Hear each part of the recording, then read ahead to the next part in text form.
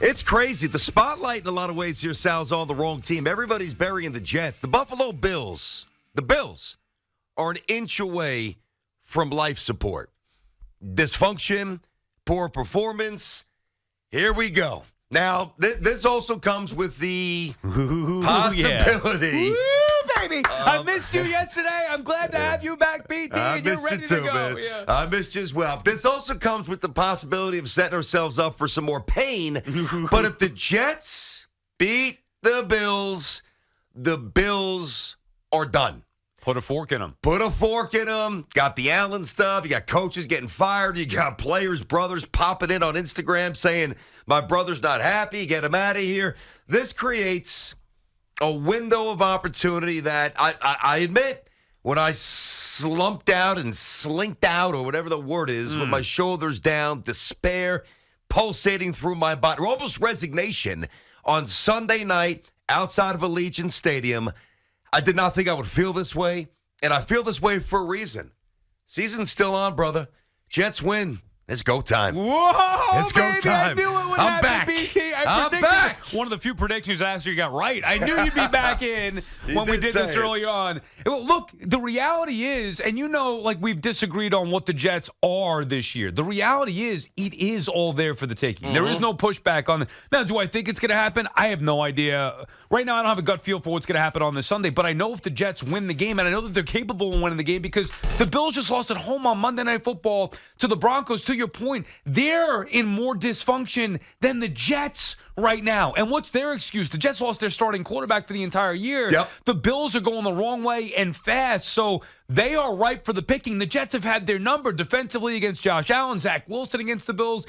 This is a huge game. Maybe the last Football Friday with relevant games on Sunday game for the Jets, but this is it. If you're a Jet fan and you believe this to this point, keep it going. Even after the two difficult losses against the Chargers and the Raiders, one more round. Win this Sunday, and everything is still right there in front of them. It's been a very interesting week for the Jets' perspective. They've had a players-only meeting. They've had some changes in personnel, which we've been clamoring for a while. There's been promises of tweaks with the offense. You know, I mean, we can't stop talking. We've got a job to do. That's our job to talk. Right. It is time for them to start doing. It is time for them to score a freaking touchdown or two. You know, it's time for the coach to show that he can stabilize this thing. And it's time for the Jets to take advantage of a situation that has been gifted to them. And by the way, not just the Bills, which we're focusing on right now. The Bengals, and this sucks, but, I mean, the Jets have dealt with it with Rodgers. I don't know what the story is going to be with Joe Burrow. I mean, there was a point, and think about this, Jet fans. It's changed. It's flipped. It's different. And I didn't feel it after the Raiders game, I admit. But last night, Joe Burrow got hurt. Burrow's hurt. You know, if you take him and the Bengals out of the mix, he's cut. He's cut, which sucks, but he is hurt. No, that does suck. And Sal, there was a point where especially if you bet the Bengals like I did last night. No, you didn't, did you? Well, we're getting 3.5 points. Yeah, no, I got you. With Burrow. I got you. So you look at this and contrast this to how we felt really even before the Raiders game, where we started to create the path of, all right, if the Jets want to be a playoff team, they've got to win the division. And that's still the most plausible route. I think you and I both agree. But there was a point for a week or two where we were fairly resigned. All four teams in the AFC North might punch a ticket to the playoffs here. Well, what's happened in those 3 days since we've made the statement? Deshaun Watson, done. Now, the Ravens will win it because the Ravens are really good. But, if the Jets are fortunate enough to make the playoffs, I mean, suddenly, the Ravens lost their terrific tight end. Mark Andrews got hurt, and Joe Burrow is out. So, I mean, dude, they have been given so many chances, and if they can't pop through and punctuate this, they're pathetic. And this is the final one. Like, there's no more. If the Jets lose Sunday, it's over, right? Okay. No, come on. No, it's not. I know I hate kicking this down the road. BT, but come let me just tell you.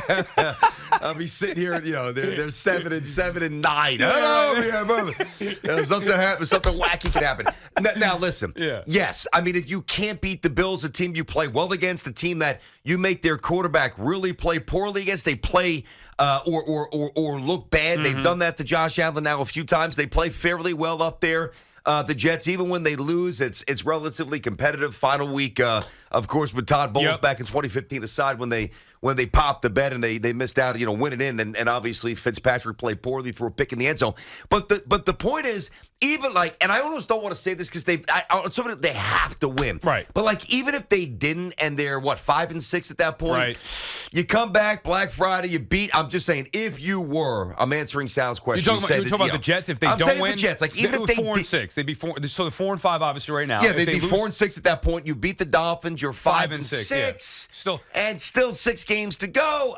It sounds ridiculous to say this, but it wouldn't literally be over. But you couldn't get any real enthusiasm for the Jets. As much as I love to pile on and make fun of you here or have some fun with the conversation, it is not over. Realistically, you look at the landscape of the AFC now, as you just laid it out. But Cleveland looks different all of a sudden. The Bengals look different all of a sudden. Losing their quarterbacks, those are significant issues. Do you really trust the Texans, by the way, who the Jets play at home and have an opportunity? That's what the frustrating thing is. And I don't want to go back anymore. It's time to look forward. But goodness sake, BT, if they would have beaten even just the Raiders, they would have been in such a great spot because the Raiders all of a sudden at 5-5 are in the mix. The Chargers at 4-5 in the mix. These are teams that now have tiebreakers over the Jets. That could be huge. Buffalo, though, at 5-5, 11th right now in the conference. The Jets at 4-5 are 13th. But all these teams are bunched basically right there. It's the Chiefs, the Ravens, and then basically everybody else. Mm-hmm. It's true. I heard Boomer. I think Boomer said this morning driving in where if the Jets were to win and a few circumstances occurred, which based on the spreads aren't really unexpected, the Jets with a win could jump up 4 spots in the conference before the Miami game. So wild. It's in front of them.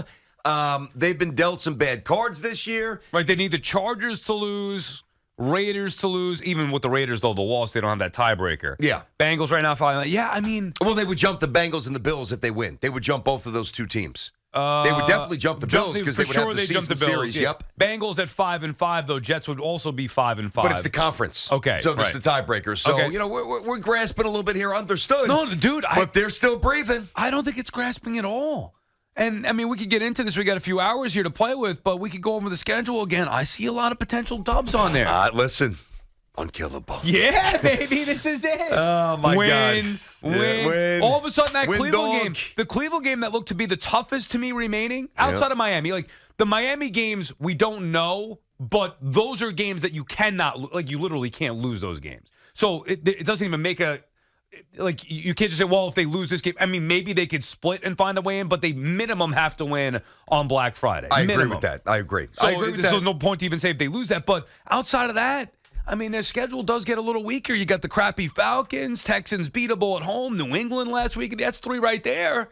All of a sudden, you win this game. The clouds are dissipating. BT, come out, baby. The sun is piercing through. All right, it's 10-11 on a Football Friday. BT and Sal. We'll get to the Saquon comments as well. We've got a lot to do with squeezing some of that Yamamoto stuff. I had to take care of something personal yesterday. Thank God everything's okay. But I was driving around after I took care of what I had to take care of. I heard Sal yapping about his Metsy, so, I got to chime in. All right, BT and Sal, we're inside of our Town Fair Tire studio, friends at Town Fair. Remind you that you always get the guaranteed lowest price on name brand tires from Connecticut to Maine. Nobody beats Town Fair Tire. Nobody. 877-337-6666. BT and Sal on the Fan. They've been dealt bad cards, no doubt. You lose your starting quarterback 4 plays in. It's almost unfair. Really, it's unfathomable, but it's really, on most levels, it's just unfair.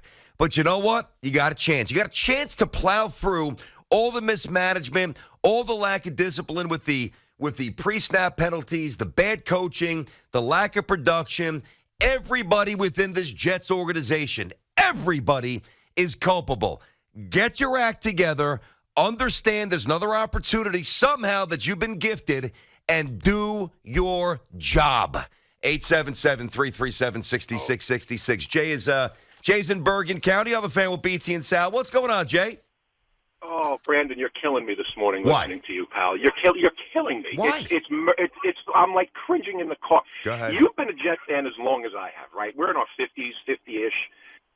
In the franchise's history, when have they ever taken advantage of an opportunity for anything? Well, even earlier in good this question. season, all the cards, they lose Rodgers early, right? But all these teams, like you said earlier, they're starting to lump in together there. 1 or 2 wins with the Jets, they never take advantage of an opportunity. And here you are preaching that they could do it again. Like, why do you buy into this? It's like you're like Aaron Rodgers making the Jets believe he might come back this year. But listen, Jay.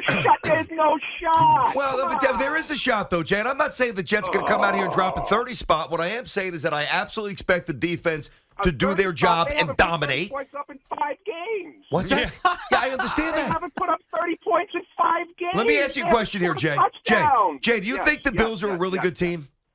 No, I don't. Okay, hold on, Jay. Do you think the Jets' defense is amazing?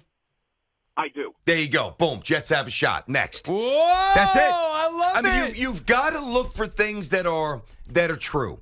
And I understand, we stretch and we tweak and we manipulate and whatever we do to kind of maybe fit our own personal narratives. But it's not a manipulation of facts to say that the Bills are, and I've been telling you this for 5 weeks, by the way, about the Bills, that the Bills aren't nearly as good as most people thought they would be, and that the Jets defense is amazing. You throw in a little turmoil for the Bills, Josh Allen, Stephon Diggs' brother popping in on social media.